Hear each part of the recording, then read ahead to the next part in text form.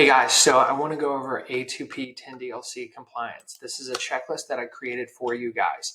And now I'm going to need you to get some things done. So if you've built your own website or you have somebody that's managing your website, you need to send them this checklist and this video. This is not something I'm going to submit this registration for you, but this has to be 100% correct. And I want to go over this. Most of our customers are misspelling their business names. They are not spelling stuff correctly. This is very serious. Once you fail 3 times, then we have to submit more IRS paperwork to verify your business, in which most cases, when we get to that point, we've realized then that the owner has misspelled their business name. Okay, so please get this correct. This relies 100% on you. We are going to build your account, but you will not be able to text out of your account until this is completed, and then I can submit your registration. So I'm going to go over this checklist. I'm very serious about all of this, okay, because our customers think that, I don't want you to think that we're horsing around or anything like that. We will build your account, but you will not be able to text until this is completed, okay? So we're going to go over this checklist right now, and I'm going to explain everything to you. So again, once this is done, I will then verify it and submit the paperwork. It takes 7 to 14 days for the carriers to manually inspect your website and approve or deny your registration, okay? So definitions, A2P stands for application to person. This means any software that sends text messages, whether they are automated or not, okay? So that's what A2P stands for. 10DLC stands for 10-digit US phone number, okay? And so now there's this big, huge regulatory thing over top of this now to cut down on the amount of spam text messages people are receiving in the United States. Okay, so this is what this is about. All right, here's the checklist. We need your FEIN, so we need your federal identification number, and this needs to be correct. We need your full legal business name, punctuation, capitalization, and or DBA. Everything must be exactly how it's spelled. If you have periods or commas or whatever is on your IRS form, your taxes, that's what needs to be here, okay? We just had a company that told us their business name was this, okay? And their business name was this, plus it had lighting at the end. Okay, that's what they registered with the federal government.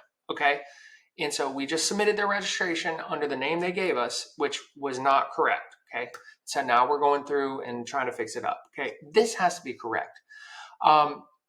Now, my company, for example, is Clean and Crisp Auto Detail Inc. I filed as Inc.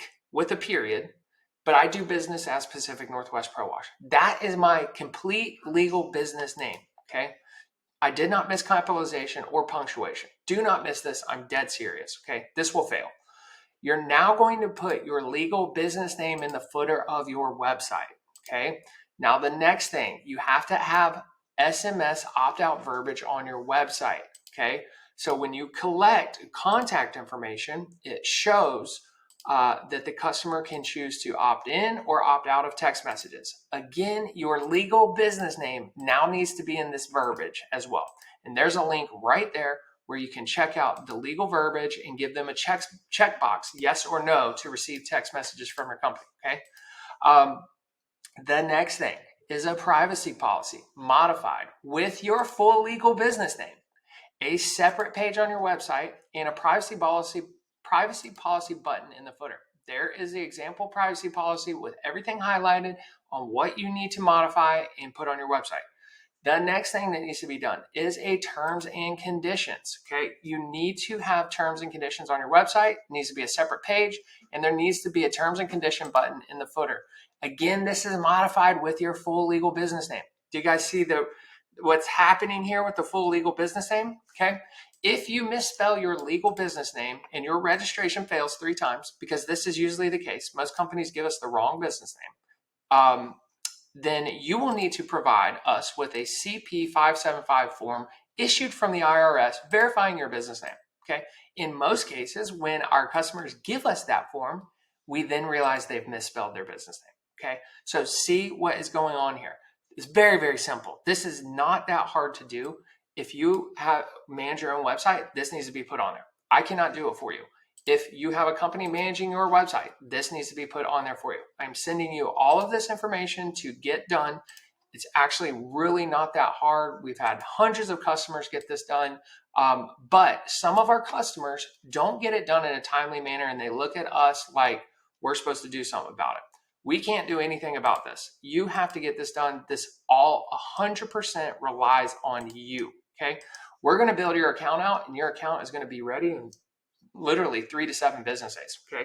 And right now we are backed up with people that haven't got this done, okay? And they're not able to text, and there's nothing I can do about it, okay? Unfortunately, there's nothing I can do until you get this on your website. One other final thing is some of you have responsive contact forms on your website. If you are collecting customer information on your website, if you collect a phone number, you must give the person a opt-out, the opt-out verbiage, yes or no. Either they say, yes, you can text me, or no, you cannot text me. So in responsibility, you need to go into the form builder and modify that thing if it's on your website and you're allowing people to fill out their information. If you use House Call Pro, if you use the House Call Pro booking, you are gathering customers' information. There is no opt-out verbiage in there, okay? So that is not compliant. That will have to be removed from your website until this is pushed through. Otherwise, it will fail, okay? So if you have something like that that is asking for customers' phone numbers with no opt-out, opt-in, opt-out verbiage, you are not going to be compliant. The carriers manually check these, and they are looking through your website to make sure all of this is in place in order to pass your registration through and allow you to text out of a software, okay? So if this does not get done, then you will not be able to text, okay? Simple as that. When people opt out of those, we D&D them inside of My Service Robot for you automatically, okay? So you, for one, expose yourself to litigation, and two, you're not going to be able to text if you don't get this done. All right, guys, I'm very serious about this. As you can tell, this has been a big pain in the butt for us. It's a pain in the butt for our clients, but we have to get it done. It's a one-time thing, okay? Do it one time, and we're good to go, all right? Thank you guys so much. Have a wonderful day. I'll talk to you later.